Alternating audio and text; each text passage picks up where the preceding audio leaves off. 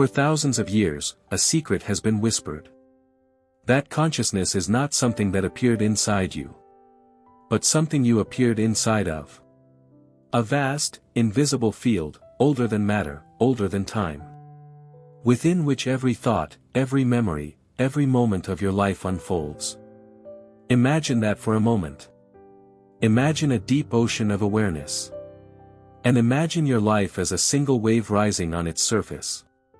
You move, you crest, you fall, you feel you are separate. And yet you are the ocean. This is the proposition the ancients handed down in temples and texts. The proposition modern science keeps returning to, slowly, awkwardly, with instruments and equations. It is a dangerous idea. A beautiful one. One that changes everything if it proves true. The scientists of our age have taught us to trust the map. They built navigation from microscopes and telescopes. They learned the grammar of stars and atoms. They translated nature into mathematics. And within that map, consciousness has always been the white space at the center. We see the contours of everything else very clearly. But the thing that sees remains elusive. Open a skull. Study it with lights and electrodes. You will find cells wired into vast networks. Chemical messages racing down axons. Electrical fields rippling across tissue like storms. You can stimulate a memory, induce a smile, erase a skill. But nowhere will you find the color red, the taste of salt, the ache of loss, the feeling of love. You can map the activity, but you cannot point to the experience and say, here it is. This is what being feels like. The instruments remain mute when asked for the thing itself. This is not a failure of tools. It is a boundary of the approach. Science, by design, measures the public, the shared, the third person. Consciousness, by design, is private. It is the first person. And the methods shaped for the outer world struggle when asked to approach the inner one. So the question splits into two kinds. One is technical: how do networks of neurons produce coherent behavior, memory, perception? That is a problem modern neuroscience is progressively solving. We can explain, to an ever greater degree, the correlations between brain states and behaviors. We can build models that predict reaction times, attention, the effects of drugs, the mechanistic, functional story. The other question is older and harder: why is there anything it is like to be something? Why does dark matter not simply remain dark, but can a being somewhere register a dawn? Why does the universe ever become aware of itself at all? Philosophers call this the hard problem. It's hard because explaining function and explaining subjective presence are different enterprises. You can write an algorithm that sorts shapes. But that algorithm does not feel the shapes. It manipulates symbols. It does not watch. Materialist philosophy promised a clear escape. Reduce mind to matter, and the mystery dissolves. If everything is physics, then consciousness too will yield to microscopes and equations. But after decades of reductions, cracks appear. Matter can be divided endlessly. You slice it finer and finer, until you arrive at particles and fields. You can specify their dynamics and interactions. Experience, however, refuses to fragment. There is no elemental grain of redness or pain to isolate and measure. You cannot find a particle of sorrow. This asymmetry invites another possibility, a possibility the ancients always entertained in different languages, that awareness itself is fundamental. Not produced by matter, but more like the stage upon which matter moves. When we say fundamental, we mean something basic in the ontology of the world, a primitive that needs no explanation in terms of other primitives. If awareness is a primitive, then the brain is not a factory making consciousness, it is an instrument tuning and shaping what is already there. The radio does not produce music, it tunes into a broadcast. The brain might tune the vast field of awareness into a local, coherent perspective, your perspective. This model explains things that otherwise stray materialist accounts. People report rich, expansive experiences during cardiac arrest when measurable brain activity is minimal. Medians, meditators, and users of certain psychoactive compounds describe the loosening of the boundary between self and world, a sense of abiding presence that feels more real than ordinary waking life. If the brain filters rather than creates, then the loosening of that filter results in an expanded subjectivity, a widening of the broadcast. Quantum theory, with its strange dependence on observation, nudged physics into a dialogue it had long avoided. The double-slit experiment and its kin show that, at the micro level, the act of measurement matters in an odd way. Not everyone reads this as a license to insert consciousness into quantum mechanics, and many physicists resist such moves. But the foundational pioneers, Bohr, Heisenberg, Schrödinger, all recognized that observation was not a neutral act and that the observer could not easily be entirely externalized from the system. This creates a philosophical knot. If the act of observation is pivotal in bringing potentials into actuality, what is the nature of the observer? Does the world need a mind to become definite? Or is the observer just another physical interaction among systems? These choices shape radically different metaphysical pictures. Ancient traditions offered one kind of picture. They spoke in metaphors of light and mirror, of inner and outer, and of the one that underlies the many. Hermetic aphorisms taught, as above, so below, hinting that the macro and micro mirror the same principle. Vedic sages called consciousness the ground of being. Buddhist masters described mind as the basis from which phenomena arise and dissolve. These are not primitive guesses, they are phenomenological reports accumulated over long histories of inner practice. What modern science has is method and instrument. What ancient wisdom has is practice and perspective. When both approaches converge on similar hints, the hints deserve attention. Not because mystical texts replace experiment, but because our theories must remain open to the data of inner experience as well as outer measurement. There are those who respond by denying the reality of what is private. They say consciousness is a clever illusion synthesized by brain processes.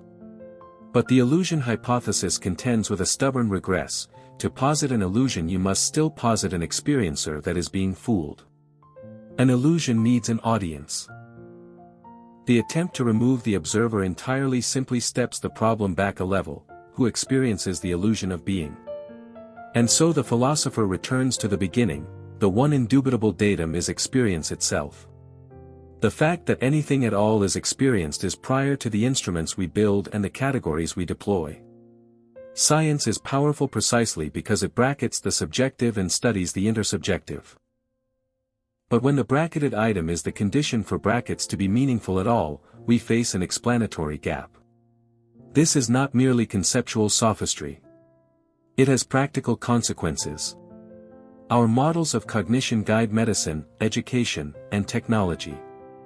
If we misunderstand the nature of consciousness, we misapply interventions, misunderstand mental disorders, and limit the horizons of artificial intelligence. Take AI for example. Machines now mimic cognitive competence across many domains. They classify images, compose music, and play complex games.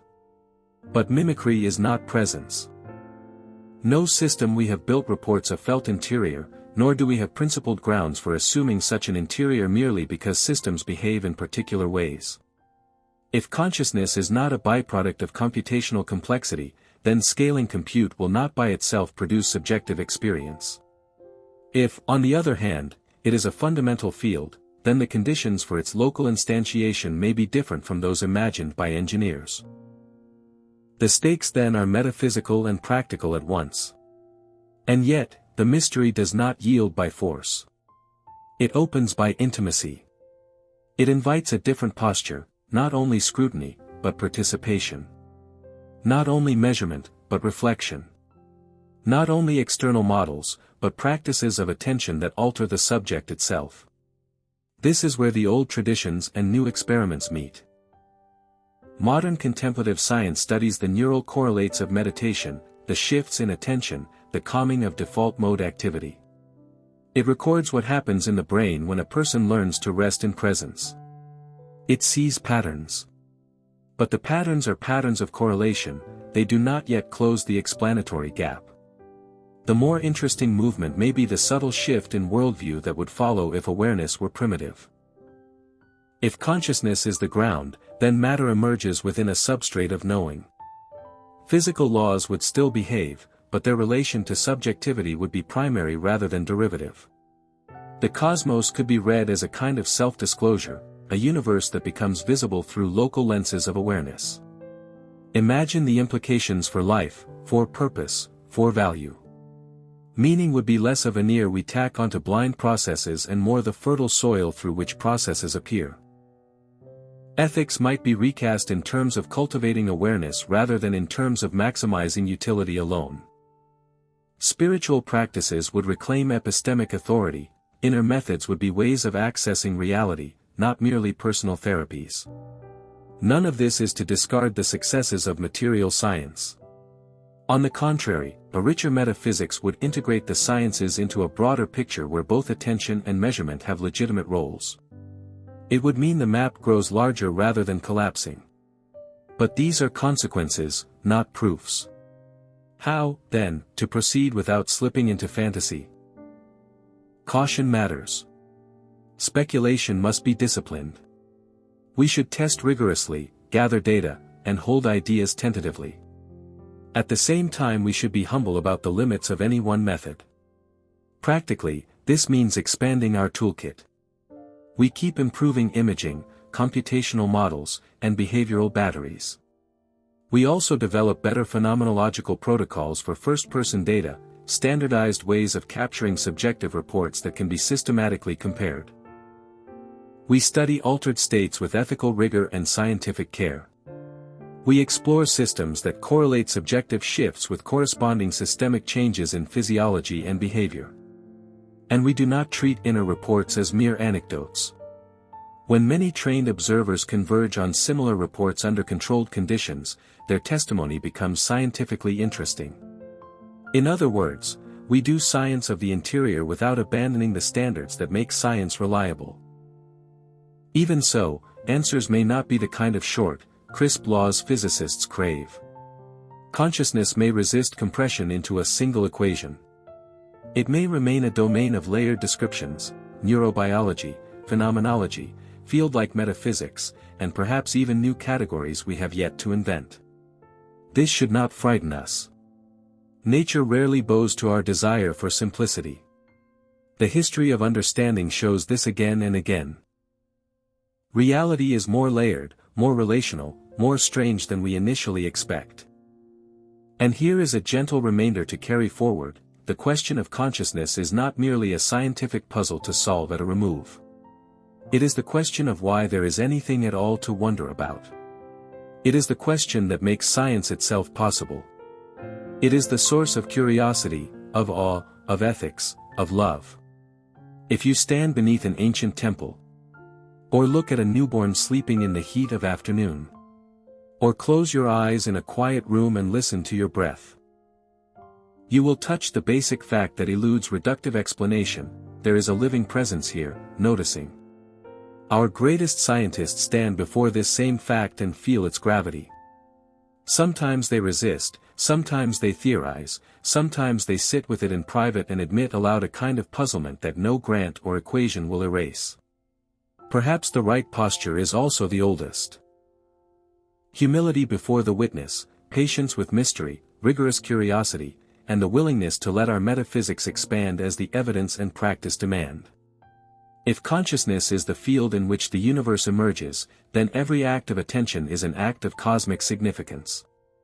To study it, therefore, is not only to refine models, it is to remember how to be present. So tonight, when you think of the great labs, the brilliant theories, the instruments that probe the farthest reaches of space and time, remember that the greatest frontier remains close, immediate, and intimate: the luminous fact of being aware. Why does consciousness still confuse the world's greatest scientists? Because it is not merely another object in the cosmos. It is the condition of objecthood itself. It refuses to be pushed to the margins while we map the center. And perhaps that is the lesson we are being invited to learn: the universe is not something we only study. It is something we encounter, and in that encounter, we are never wholly other than the thing we study. This is the quiet revolution waiting in the wings. That the observer and the observed are not always distinct. That to know is also to be known. And that the life of the mind may be the life of the world finally remembering itself.